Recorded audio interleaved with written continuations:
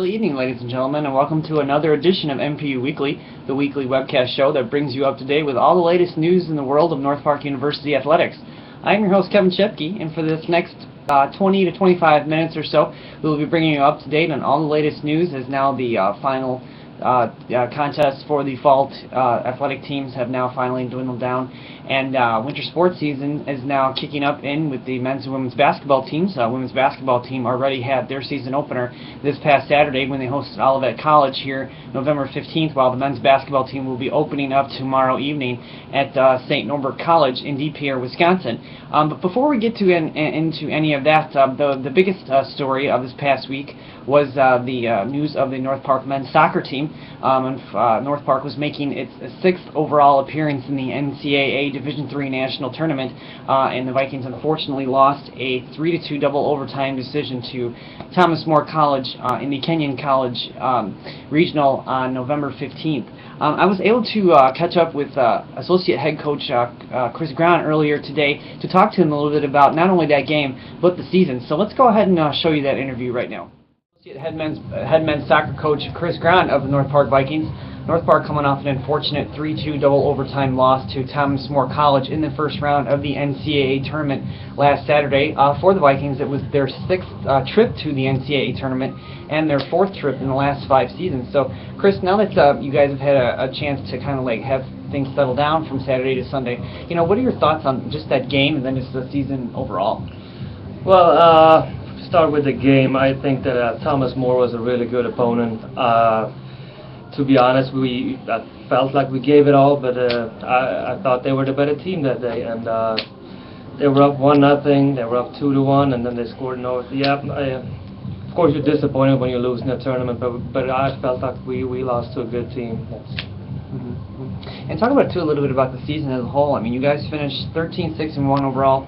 12th straight season of 10 or more victories. Just talk about what the team was able to do this year, finishing second in the conference as well. Yeah, no, we overall had a good season. We weren't really sure where we stood going into the season, but I'm very proud of the guys, especially our seniors. I think this year we had some fantastic team chemistry. The guys have been working really hard for each other, and like I said, I'm proud of the guys. And our goal this season was to go to the tournament, and so we did, and hopefully we will do it in the future as well. Looking back at everything, what do you think is probably the biggest positive you guys can take out of this year now moving into next year? Well, the good part is that we have a very young team. We graduating 5-6 guys that are actually playing, but we still have a lot of talent on our roster. We have Pedram, our top goal scorer. We have Wes, fantastic goalkeeper. Diego, and a leader in the midfield. We have had a really good young group coming in with the 2 Swedes, Kevin and Stanley, that created a lot of chances and goals for us. And Carlos, Jason, and Paisley also been very good this year. So all those guys going to be a year older, and looking forward to next year. What do you think the biggest thing now is going into the off-season now? The focus is going to be more so just recruiting. What do you think it's going to be now as you guys move into the off-season? Yeah, we're going to take a break here. We're going to have, I think, practice 3 times a week, optional. After that, take a break.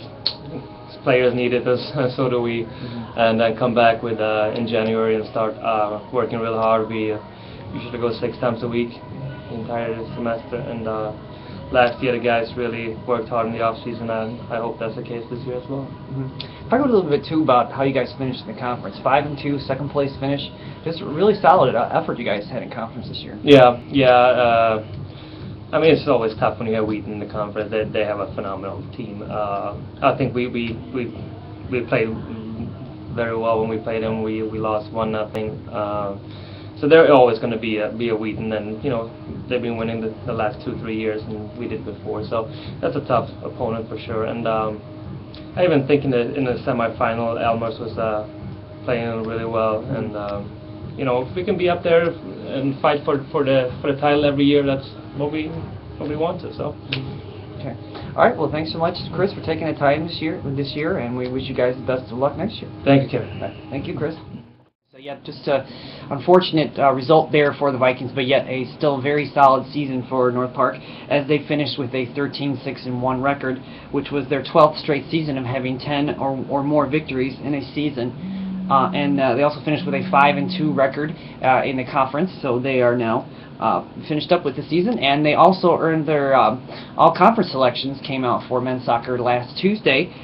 Two members of the North Park men's soccer team were named to the first team, while 2 members were named to the second team. Pedro Tame Mosele and Frederick Greif earned first team all-conference honors, as Wesley Woodley and Diego Lashley earned second team all-conference honors for the Vikings. So, yep, they finished up the 2014 season, and now they will be going into an off-season of recruiting for next year in the 2015 season. Moving right along to North Park football, the Vikings ended up losing their final game of the season, 35-21 to Illinois Wesleyan on Saturday, November 15th, to finish up the season with a 2-8 overall record and a 2-5 mark in the conference. Looking at some of the individual individual stats from that game, T.D. Conway was 27 of 46 for 287 yards and 3 touchdowns. And looking at also too, Philip Pendleton had 1 interception return for 13 yards, and Trevor Forker had 7 tackles defensively for the Vikings. I was able to catch up with head coach Mike Conway for our final discussion of the year for the 2014 season for the North Park football team. So let's go ahead and show you that interview that Coach Conway and I had earlier today. We're now joined by head football coach Mike Conway of the North Park Vikings. North Park coming off their final game of the season, a 35-21 defeat, unfortunately, to Illinois Wesleyan. And now, Mike, that you've had a little bit of time now this past Sunday and Saturday to just kind of look at the film and kind of get an idea of just the season as a whole. What are your thoughts not only on the game but just on the season as a whole? Well, I think we're much improved. I think we have, not just from a statistical standpoint. If you look at our team stats and our individual stats from last year, I'm not a stat guy, but we were better on offense, we were better on defense, we were better in a lot of statistical categories on both sides of the ball. There's some things we need to improve on, obviously, but we were competitive in most every game this year. We were able to be in games. We were scoring points against some of the bigger people, the top 3 teams in this league. We did some pretty good things against them. Yeah. We had some lulls in there in the season where we didn't play particularly well, 2 or 3 games that we weren't consistent in some ways. But when the season actually started, that second half of the season, when we got through the rough times with some really great teams, playoff-style teams, we started really getting an understanding of the game and playing better and gathering experience. And I thought from a lot of different perspectives, we played a lot better on defense. We gave up less points. I think we were giving up, before the Wesleyan game, I think we were giving up 18 points a game over a 4-game stretch, which is a big improvement for us. So it was good to see improvement on defense. It was good to see our offense. I think our quarterback threw for 26 touchdown passes this year, and he threw for 16 last year, and that's a big improvement. He had a better ratio with his interceptions, and as many times as we throw the ball, he's going to have a few of those. And as much as we got behind, and people knew we were behind, and they key off on us a little bit, but I think our quarterback play was a lot better. I think Coach Bear has done a great job with him and developing him and realizing he's only a young kid still, and so I thought there was a lot of really good improvements. We'd like to, we didn't have a great running game this year, and we need to do a better job of that. There are a lot of things we need to work on, obviously, but overall, you look at the points per game and the yardage and the third down conversions and all that thing. I think and defensively, I think we only gave up 2 fourth down conversions the entire season in conference play. So we did some good things. Our kids played hard, and they played all the way through. And even the Illinois Wesleyan game, I mean, we're down by 2 touchdowns, and we score late and have a chance to at least kick an onside kick to maybe get the ball back and make it a game.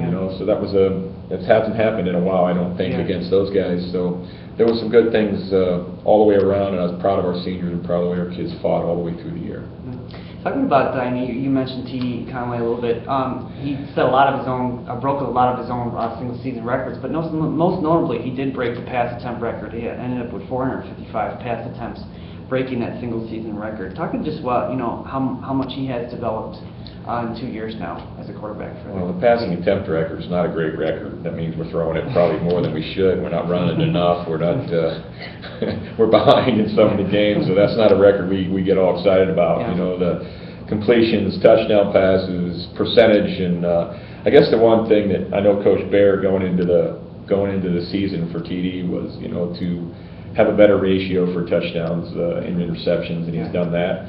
And also have a better completion percentage, and he has a much better completion percentage. And in fact, the last 5 games, he was close to 60%. So we started getting a little better there, you know, and those are important numbers for us. So, I mean, you know, everybody in America knows we're gonna throw the football, and it's a little bit it's tough, and we're still throwing it, and we're still catching it, and we're still staying in there. And I think TD showed some toughness this year. You know, we rushed for some big rushes. He had a 35-yard gain this year. He had kept the ball, and that's an area that we need to have. I think he had a quarterback sneak yesterday for 11 yards. I think he was the leading yard. That's not good, but he got a little. He's getting a little tougher. He's a big, strong guy, and if you know, we can add some component there for him running the ball a little bit, I think it'll help us in the long run. So that's some things that we set out to improve, that Coach Bear set out to improve. I think we did.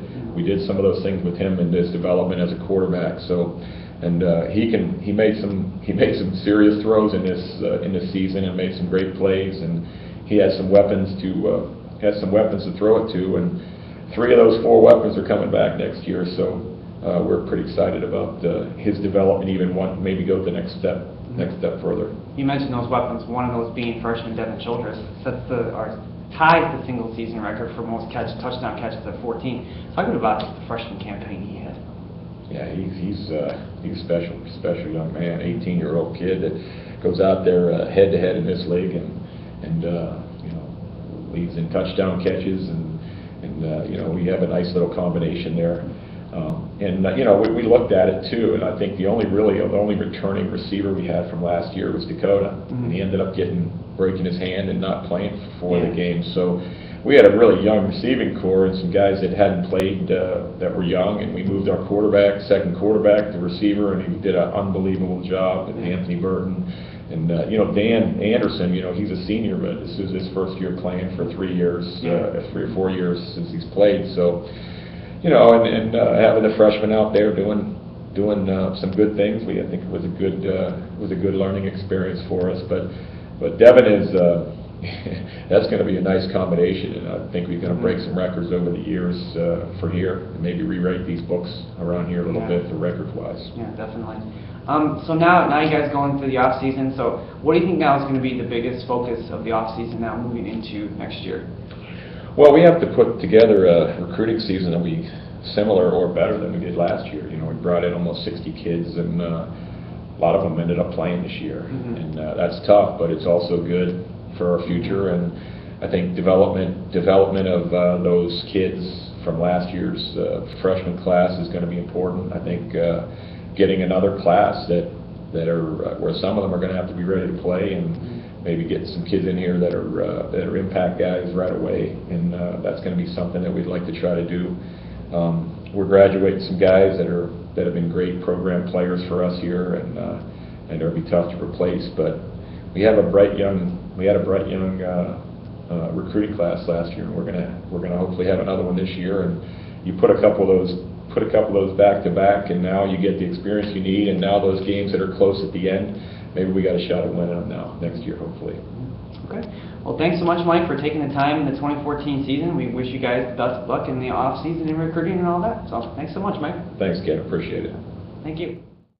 And so yeah, it's just an unfortunate way for the Vikings to end the season, but still it looks like it's going to be a lot of positives coming out of this season for North Park as they now move into the off season for 2015 now coming up next year, and so for North Park. And looking at that, I just talked a little about in that interview that Devin Childress tied that single season record for most TD catches, as well as TD Conway ended up breaking the pass attempt record with 455 pass attempts for North Park. So moving right along to the North Park women's basketball team, as we talked about at the beginning, at the top of the webcast, the Vikings ended up defeating Olivet College by 58-45 score last Saturday, November 15th.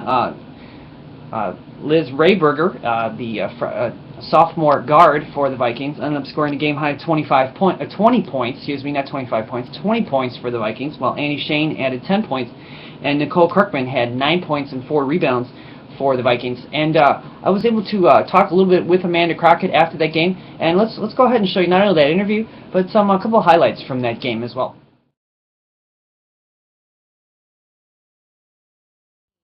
She's preseason All-American, had a real nice year last year, and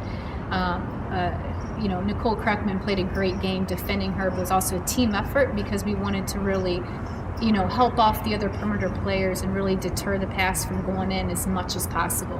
And another key was to play clean defense, which I thought we did, and then we were able to get to the free throw line.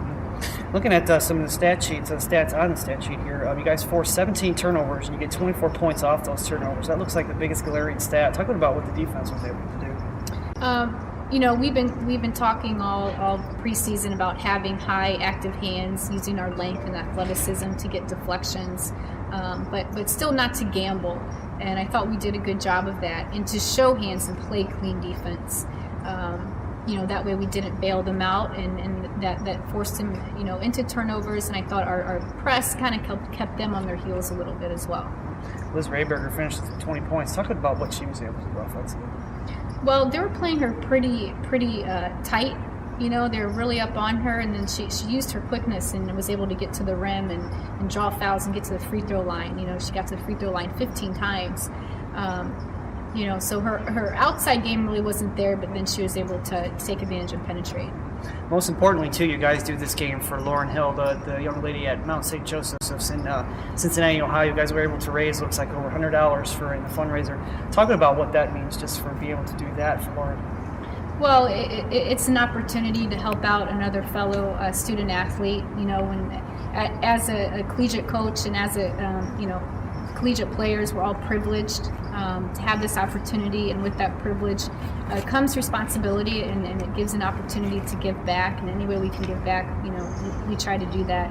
And what she's going through right now is, a really tough situation. She's making the best of it, and so we want to do anything we could to help out. So yeah, it was just a very solid opener for the Vikings on Saturday, as they now will be returning to action tomorrow night, and they'll be traveling out to St. Mary's College of Indiana and near the campus of Notre Dame, and they'll be taking on the Bells at 6:30 p.m. Central Time tomorrow. We will have live stats for that game on our website, so we hope that you can follow that game on our website live, and hopefully the Vikings can move their record to 2-0 on the season. North Park comes home this Friday when they will be hosting UW Lacrosse, November 21st at 7 p.m. We will have that game on our NPU Live channel. Our play-by-play announcer, Greg Sager, will be bringing you all the live action for that game, so we hope that you can join us for that game as well. Moving right along to the men's basketball team, Vikings will be opening up the season tomorrow night when they when they travel to St. Norbert College for a 7 p.m. game, and they will not be returning home until November 25th. Of next week, Thanksgiving week. So we'll be able to be bringing you that game as well on our NPU Live channel. So we hope that you will be able to join us that evening as well for our North Park men's basketball. So as I said, this is Kevin Shepke. We hope that you enjoyed this edition of NPU Weekly. Starting with this week now into the fall and into the winter and spring seasons, NPU Weekly will now be known as NPU Bi-Weekly, as we will be doing the show on every other week basis now. So after this week, our next show will not be until December 1st, and then every other week from there on in. So coming up this week, as we said, this Friday, November 21st, the Vikings women's basketball team will be hosting UW Lacrosse, and North Park men's basketball team will be returning home on November 25th. So we hope that you will join us for those games. But until December 1st, we hope that you enjoyed this edition of NPU Weekly, and go Vikings!